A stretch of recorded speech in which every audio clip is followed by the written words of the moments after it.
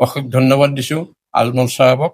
আজমল চাহাবৰ যিটো ফেকাল্টি সহায় কৰিছিলে মোৰ ককাইটি জহিৰুল ইছলাম চাহাব আৰু মোৰ ভতিজা ভতিজী মেইডি আৰু ৰেচমাই বেছি গাইড কৰিছিলে। কষ্টৰ ফল সদায় মিঠা। মই আছো বৰ্তমান দৰং জিলাৰ হীৰাপাৰাত। ইয়াতে আহিছোঁ, আমাৰ এই সৰু ভাইটি মেডিকেল এন্ট্ৰেন্স দি কিনে নীট ক্লিয়াৰ কৰিছে। তাৰ কেনেকৈ প্ৰিপাৰেশ্যন লৈছে তেওঁ আজি তাৰ পৰা দুই এষাৰ আমি শুনিম।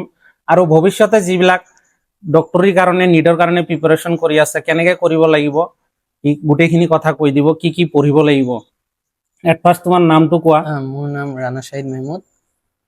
মই চুবভৰ্তি আজমল চুবভৰ্তিত পঢ়িছিলোঁ।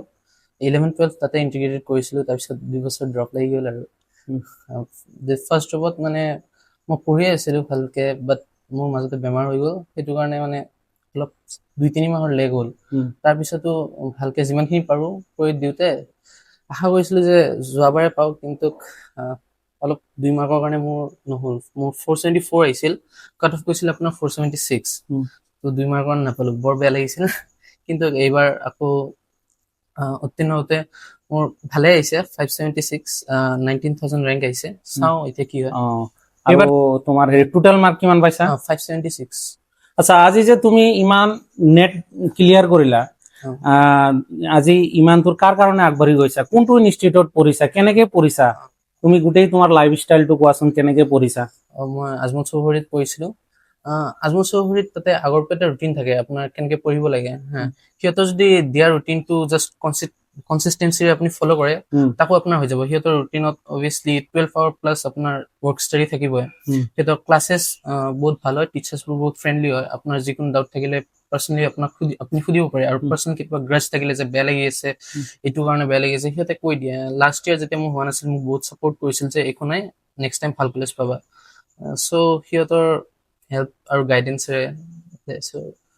তাৰ ফেকাল্টি বিলাক অসমৰে না অসমৰ বাহিৰৰো আছে? কিছুমান অসমৰ আছে, কিছুমান অসমৰ বাহিৰৰো আছে। মানে এনে ক'ব গ'লে অল এৰাউণ্ড ভাল ফেকাল্টি কেইটা বিচাৰি আহিছে আৰু তাতে। আচ্ছা, তাতে তোমাৰ ধৰা অবজেক্টিভ টাইম মডুল বিলাক কি কি পঢ়াইছে? ধৰা তুমি বাহিৰৰ কিতাপ কি কি পঢ়িছা? সিহঁতে দিয়া মডিউলত বহুত বস্তু কভাৰ হৈয়ে যায়। যদি তাকো কিছুমানে আকৌ এক্সট্ৰা পঢ়িব খোজে, সিহঁতে প্ৰিফাৰ কৰে যে তুমি এইটো পঢ়া। টিচাৰ্ছ কেইটা গাইড কৰি দিয়ে তুমি কোনটো পঢ়িলে ভাল হ'ব। আৰু মানে নৰ্মেলি টেষ্ট দিয়াটো মানে মোৰ ইম্পৰ্টেণ্ট। এটা ৰিপিটাৰৰ কাৰণে মানে যিমান ৰিভাইজ কৰাতছে টেষ্ট দিয়াটো মোৰ ইম্পৰ্টেণ্ট। আপুনি যদি টেষ্ট দি থাকে তেতিয়া আপোনাৰ কমন মিষ্টেক কেইটা নহয়। লাষ্ট পৰীক্ষা যিটো হৈছিল, যিটো লিক হ'ল, সেইটো পেপাৰটো বহুত ইজি আহিছিল। কিন্তু মোৰ ইমানো ভাল হোৱা নাছিল। হৈ গ'ল হয় বাৰু, ইমানো ভাল হোৱা নাছিল বিকজ কমন মিষ্টেক বহুত হৈছিল। এতিয়া আপুনি যদি ৰিভাইজ কৰি থাকে, আপোনাৰ কমন মিষ্টেকটো কাটি নাযায়। আপুনি বহুত বস্তু জানিব, কিন্তু আপোনাৰ কমন মিষ্টেকটো কাটি নাযায়। আপুনি কোৰ্টৰ সময়ত এটা সৰু ভুল হ'ব পাৰে, আপুনি বহুত মাৰ্ক কাটা যাব। মোৰ তেনেকে বহুত কটা গৈছিল এইবাৰ। চ' এইবাৰ যেতিয়া আকৌ একমাহৰ কাৰণে গ'লো, তেতিয়া তাতে 21টা টেষ্ট ল'লে। গোটেইকেইটা টেষ্ট দিলোঁ, তাৰপিছত নিজেও কেইটামান টেষ্ট অনলাইন কৰি কিনে দিলোঁ। সেইকেইটা দিয়াৰ কাৰণে অলপ ইম্প্ৰুভ হৈছে আৰু। আচ্ছা, তাতে তুমি ডেইলি কিমান ঘণ্টাকে ষ্টাডি কৰিছা? নাই, তাতে ৰুটিনে আছে আপোনাৰ 12 আৱাৰ্ছ মিনিমাম। তাৰপিছত আপুনি যদি পঢ়িব খোজে আপুনি তাকো পঢ়িব পাৰে, একোৱেই নাই। সিহঁতে প্ৰমোট কৰে আৰু এনকাৰেজিং ষ্টুডেণ্টছক। তাতে আপুনি ৰাতিপুৱা উঠি কিনে তাতেতো বেলেগ মোবাইল এলাউড নাই আৰু নৰ্মেলি, সেইটো কাৰণে আপুনি পঢ়িব পাৰে। আপুনি নৰ্মেল এক্টিভিটিজ কৰিব আৰু তাৰপিছত পঢ়িব। বেলেগ একো আপোনাক বাহিৰত ওলাব নিদিয়ে, আপোনাক মোবাইল চাব নিদিয়ে। আপুনি পঢ়িব কি, এনেই ব'ৰ লাগি যায়। ব'ৰ লাগি যাওঁতে এটাই উপায় আছে, ব'ৰ চাইড কৰা, পঢ়িব লাগিব অলপ চলপ। আচ্ছা আচ্ছা আচ্ছা, তুমি তাৰ কাৰণে তুমি কি কি কিতাপ পঢ়িছা? হেৰি মডুলৰ কাৰণে কিতাপ কেইটাৰ নাম কৈ দিয়া।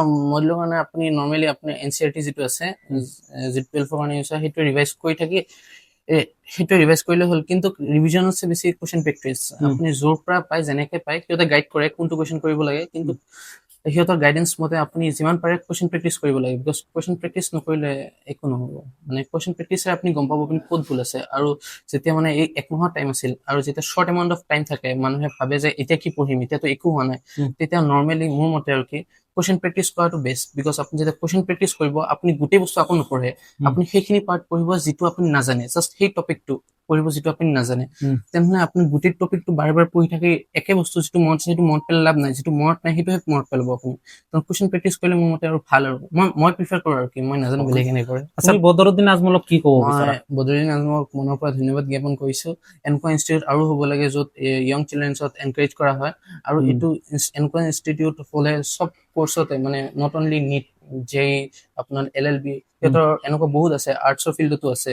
এনেকুৱা ফিল্ডে মানে আমাৰ নৰ্মেল যিকেইটা আছে, যিকেইটা বেকৱাৰ্ডেড আছে অলপ আমাৰ দৰে, আমি গাঁৱত থাকো, তেনেকুৱা যদি গাঁৱত থকা ছোৱালীবোৰ ওলাই যায় তাতে বহুত ভালকে গাইড কৰে সিহঁতৰ গাইডেন্সে বহুত এনকাৰেজমেণ্ট আহে আৰু এনলাইটমেণ্ট আহে। আচ্ছা, তুমি মেট্ৰিকত কিমান পাৰ্চেণ্ট পাইছা? মেট্ৰিকত আহিছে আৰু 85%। কোনটো স্কুলত পঢ়িছিলা? Don Bosco high school Mangaldoi. আৰু হাই ছেকেণ্ডেৰী? হাই ছেকেণ্ডেৰী চুপাৰফটিৰ পৰাই কৰিছিলো। সুপাৰফটিৰ পৰাই অ। কৰিছিলা? আচ্ছা আচ্ছা। এয়া আছিল আমাৰ দৰং জিলাৰ হীৰাপাৰাৰ গাঁৱৰ, ক'বলৈ গ'লে হীৰাই হয়, যিহেতু এতিয়া নিট ক্লিয়াৰ কৰিলে, এতিয়া ইয়াৰ MBBS লাইফ ষ্টাৰ্ট হৈ যাব।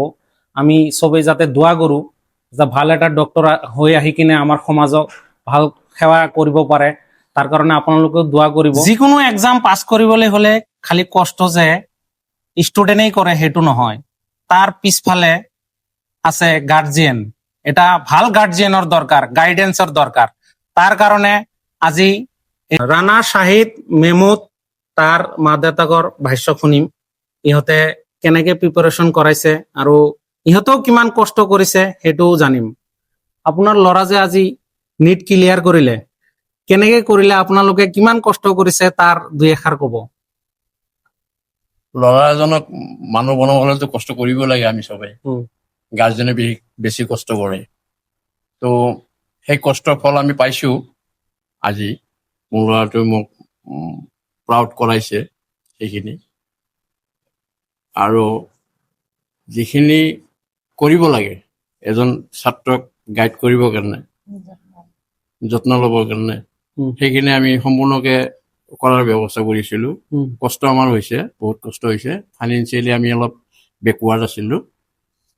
দ্বিতীয়তে এইখিনি কামত সহায় কৰিছিলে মোৰ ককাইটি জহিৰুল ইছলাম চাহাব, আৰু মোৰ ভতিজা ভাতিজী মেহদি আৰু ৰেশমাই বেছি গাইড কৰিছিলে। তেওঁলোকক অশেষ ধন্যবাদ দিছোঁ। আৰু মোৰ ল'ৰাটো পৰীক্ষাৰ আগে আগে অসুখ গৈছে, চেন্নাই পৰ্যন্ত লৈ যাব লগা হৈছিলে। তাৰ পৰা আহি 15 দিন 20 দিন তেওঁ খুব চিঞৰিছে, কষ্ট কৰিছে। কষ্টৰ বিনিময়ত ডাক্তৰৰ তাত যোৱাৰ পিছত ডাক্তৰে গুৱাহাটীত চিকিৎসা হ'ল, ভাল নহ'ল, চেন্নাই লৈ যাব লগা হ'ল। চেন্নাইৰ পৰা সুস্থ হৈ আহি 1 মাহ পিছতেই নিজৰ পৰীক্ষা আছিলে যোৱাবেলি আগৰ বিল তাৰমানে 2 নম্বৰৰ কাৰণে তেওঁ নাপালে। আমি আফচোচ কৰা নাছিলোঁ, কাৰণ ল'ৰাটো বেমাৰী আছিলে আৰু খুব কষ্ট কৰিছিলে। সেই সময়ত তেওঁক সান্তনা দিছিলোঁ, তুমি যিখিনি কষ্ট কৰিছে কষ্টখিনি অথলৈ নাযায়, তুমি নেক্সট আকৌ চেষ্টা কৰা। ঘৰৰ চবেই মিলি আমি তেওঁক আকৌ কোচিঙত পঠাইছোঁ। কোচিঙত তেওঁ খুব কষ্ট কৰিছে, এবাৰ কষ্ট কৰি তাৰ বিনিময়ত আমাক এই ফলখিনি দিছে। অশেষ ধন্যবাদ দিছোঁ আজমল চাহাবক। আজমল চাহাবৰ যিটো ফেকাল্টিসকল আছে, তেওঁলোকে খুব কষ্ট কৰিছে মোৰ ল'ৰাটোৰ কাৰণে, ফোন চোন কৰিছে ঘৰত। তাৰপিছত চবে দোৱা কৰিব যাতে ভাল যাতে ডক্তৰ পঢ়ি আহিব পাৰে। ল'ৰাটো যাতে ভাল মানুহ হয়, ভাল ডাক্তৰ হয়, সেইখিনি আশা কৰিছোঁ আপোনালোকক। ভাল মানুহ বা ডাঙৰ মানুহ হ'বলৈ হ'লে এটা কথাই আছে নহয়, যে ডাঙৰ মানুহৰ বা কাৰোবাৰ হাত থাকিব লাগে। পিছফালে মাকৰো বহুত হাত আছে। আহক শুনিম মাকৰ পৰা 2 এষাৰ কথা। প্ৰথমতে মই আপোনালোকক আন্তৰিক শুভেচ্ছা জ্ঞাপন কৰিছোঁ আমাৰ ওচৰলৈ অহাৰ কাৰণে। আৰু লক্ষ্যত উপনীত হ'বলৈ হ'লে এদিন বা দুদিনতে নহয়, সময় লাগে। আৰু লক্ষ্যত উপনীত হ'ব হ'লে কিছুমান বাধা বিঘিনি দেখা দিয়ে, আৰু তেনেকুৱা বহুতো বাধা বিঘিনি সমস্যাৰ সন্মুখীন হৈছিলোঁ আমি। সেইবিলাক আল্লাই আৰু মানুহৰ দুৱাৰ আশীৰ্বাদত আঁতৰাই মোৰ ল'ৰাটো আজি সেই লক্ষ্যত উপনীত হ'বলৈ গৈ আছে। তাৰ কাৰণে ৰাইজৰ পৰা আৰু সকলো আমাৰ ঘৰৰ পৰিয়ালৰ চবেই তাৰ কাৰণে যি আন্তৰিক মৰম কাৰণে মই আশীৰ্বাদ বিচাৰিছো, চবে যাতে আশীৰ্বাদ কৰে। আৰু মই আজমল ফাউণ্ডেশ্যনৰ বদৰুদ্দিন আজমল ফাউণ্ডেশ্যনৰ সকলো ফেকাল্টিসকলক মই আন্তৰিক ধন্যবাদ জ্ঞাপন কৰিছো। এয়াই আছিল মা বাপেকৰ ভাষ্য। ইয়াৰ কাৰণে দোৱা কৰিব আপোনালোকে সকলোৱে, যাতে পৰৱৰ্তী ভালকে MBBS ক্লিয়াৰ কৰি PG-CGও ভালকে কৰি পাছ কৰি আহি আমাৰ এই হীৰাপাৰা সৰকাৰ চক নাম শুনা পাইছে আপোনালোকে, সৰকাৰ চকৰ পৰিয়ালৰে সদস্য হয়। আপোনালোকে যে নাম শুনা পায় সৰকাৰ চক বুলি, তাৰে পৰিয়ালৰ এইটো ল'ৰা হয়। আজি নিট ক্লিয়াৰ কৰি ডক্টৰেট ক্লিয়াৰ কৰি PGও যাতে কৰিব পাৰে, তাৰ কাৰণে আপোনালোকে অন্তৰৰ পৰা দোৱা কৰিব। আৰু ভিডিঅ'টো ভাল লাগিলে আপোনালোকে লাইক, কমেণ্ট, শ্বেয়াৰ আৰু মোক ছাবস্ক্ৰাইব কৰিবলৈ পাহৰি নাযাব। ধন্যবাদ।